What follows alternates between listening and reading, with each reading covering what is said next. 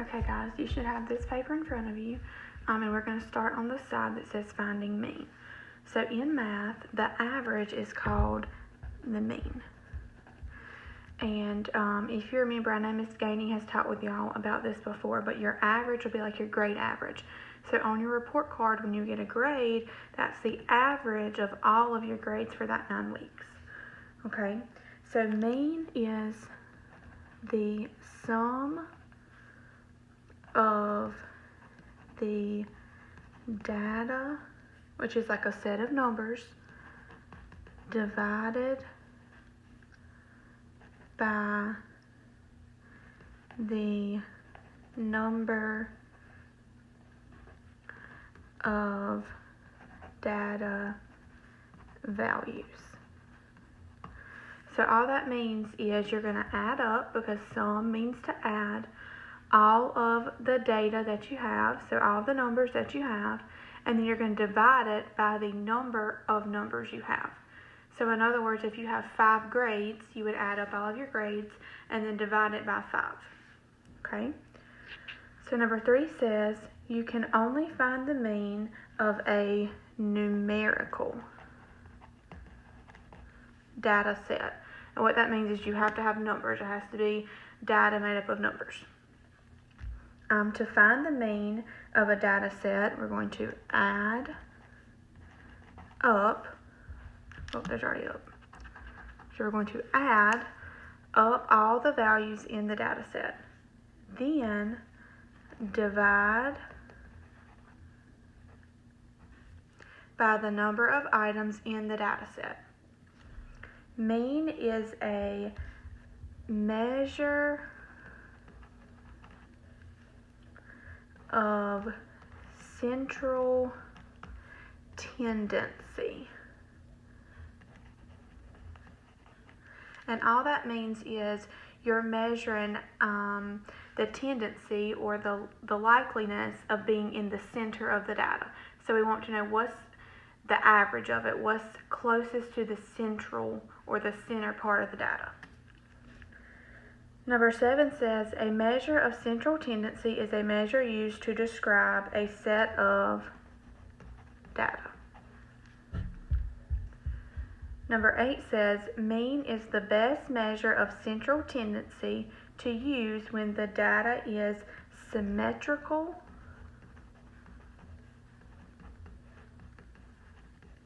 or evenly distributed.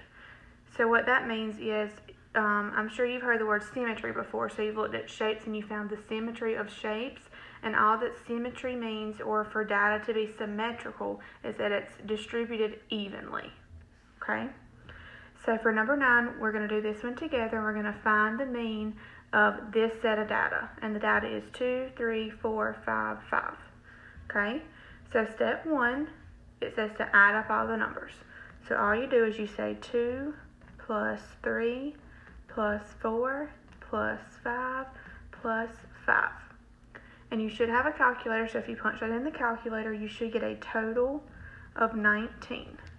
And if we did it by hand, 2 plus 3 is 5, 5 plus 4 is 9, 9 plus 5 is 14, 14 plus 5 is 19. Okay? And now we're going to divide by the number of items in your data set. So we're going to take our sum, which is 19, and we're going to divide by how many numbers we have in our data, which is 1, 2, 3, 4, 5. So you're going to say 19 divided by 5. Okay? And if we put that into our calculator, we should get 3.8. So the average or mean of this set of data is 3.8. Okay? It can also be 3 4/5, because 3 times 5 is 15, and 19 minus 15 is 4 out of our 5 left. Okay? Alright, so I want you to try number 10 on your own. So I want you to do step 1 and 2 for this set of data for number 10. Okay, if you added the numbers together, you would add 5 plus 8 plus 20 plus 15 plus 22 plus 2, and you should get a total of 72. And now for step 2, you should take 72 and divide by 1, 2, 3, 4, 5, 6 numbers. And 72 divided by 6 should give you 12. So your average or your mean of this set of data would be 12. Okay? Alright, so now let's flip over to the back side and let's talk about median. So this should be on the back side of your notes. Okay?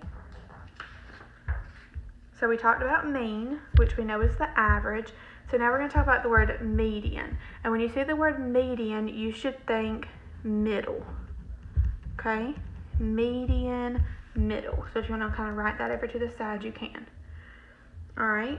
So if we're going to write a definition for median, we would say it's the middle number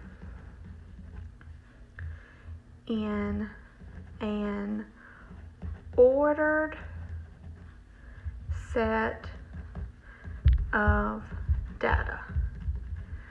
And I think the most important word in this definition is ordered. There's a specific order or way that you have to organize the data or the numbers that were given. Okay? So it says median is a measure of central tendency. So just like we talked about before, we're trying to see where's the middle. What's the closest to the middle of all the data that we're given? Okay. Number 3 says the median can only be found if the data set is numerical. So that means we have to have a set of numbers. It has to be numbers that we're talking about. Alright, number 4. If a data set has an extreme low or extreme high, the median is a better measure of central tendency to use. Okay. Number 5 says to find the median, order the numbers from, it's going to be least to greatest. If you want to put a star by number 5, it might be a good idea because that's going to be your biggest step. That's going to be the most important thing to do when we're finding the median, because in order to correctly find the middle of the data, we have to order it from least to greatest. Always, always, always. Okay. Number 6 says find the middle number. And I'm going to show you when we get to our examples the way that I do this. And I think it's the easiest way to do it. And then number 7 says if there is an even number of values in a data set, there will be 2, we're going to underline this, middle numbers. So that means if you have 8 numbers, 6 numbers, 10 numbers, 12 numbers, if you have an even number of values, so that means if you have an even number of numbers, there are going to be 2 middle numbers. And we'll talk about that in just a minute when we go through the examples. So number 8 says if there are 2 middle numbers, find the mean. So this is where what we just did is going to come in handy of these 2 numbers. So if there are 2 middle numbers, we have to find the mean, the middle of those 2 numbers, in order to find the correct median of the data. Okay, and it'll all make sense in just a second when we do an example. So for number 9, we're going to find the median of this set of data. So if we remember, number 5 up here is our most important thing. So we have to look at the data and immediately put it in order from least to greatest. Okay? So we should first put 5, 20, and I'm going to mark them off as I go so I know that I have them. 50, 80, 90, 150, and 200. Okay, so now we have all of our numbers, and if we count, we have 1, 2, 3, 4, 5, 6, 7. So here we have 1, 2, 3, 4, 5, 6, 7. And I know you're probably thinking, I don't have to mark these off and I don't have to recount and make sure I have them all because there's only 7 numbers. But you may have an example later in practice where you have 20 numbers and it's very easy to forget one. So always make it a habit when you're putting them in order from least to greatest, mark them off as you order them so you know you don't leave any numbers out. Okay, and then I always recount them at the end. Now, if we read number 7, it says if there's an even number of values, there will be 2 middle numbers. But when we just counted, we had 7 numbers. So there should only be 1 middle value once we start marking these off, okay? So in order to find the middle, what I do is I go through and I mark off 1 number from the left, 1 number from the right, 1 number from the left, 1 number from the right, 1 number from the left, and 1 number to the right. So you always have to mark them off in pairs. So this is off, and then these 2 are off, and then these 3 are off. And that makes 80 our middle number. So the median should be 80.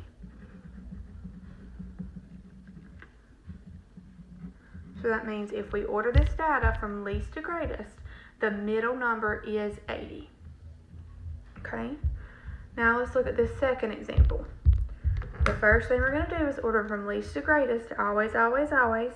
And don't get tricked because here it looks like we're in order from least to greatest, but then we go 2, 6, 7, 10, but then we go to 45 when we should have 15 and 16 and 20 coming next. Okay? So we should put them in order 2, 6, 7, 10,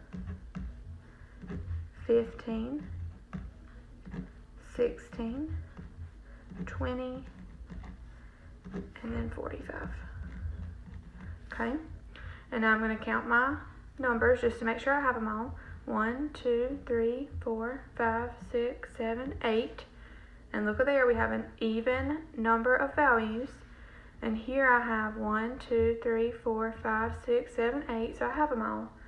And since there's an even number of values, we have to go back to 7. And remember, that means there's going to be 2 middle numbers. Okay? So if we start off marking off in pairs, 1 from the smallest value and 1 off the greatest values, we'll go 2 and 45, 6 and 20, 7 and 16. And now this is why there are 2 middle numbers. If we marked off the next 2 low and high value, we would mark out 10 and 15 and there's nothing in between it. So what we have to do is say we have 2 middle numbers.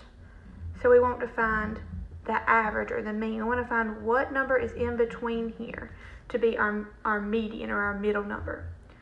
So if you remember from the front side, if you need to flip over and look, you can. To find the mean of 10 and 15, you would need to add them together. 10 plus 15, and you should have a calculator. But if not, this is easy, so you should get 25. And now, step 2 would be to divide by 2 numbers, because we added 2 numbers together. So however many values you add together, that's the number you divide by. So then you should do 25 divide by 2 values, and if you put that into your calculator, you should get 12.5. So that means our median for this set of data is 12.5, 12 and a half. Okay? And that should make sense because 12 and a half should be between 10 and 15. Okay? Alright, now that we've completed all of the notes for mean and median, I want you to come up and get this practice sheet. You have mean practice on the front, is 6 problems, and then you have your median practice on the back, which is also 6 problems. And when you finish this, you need to bring it to me. It will be for a grade.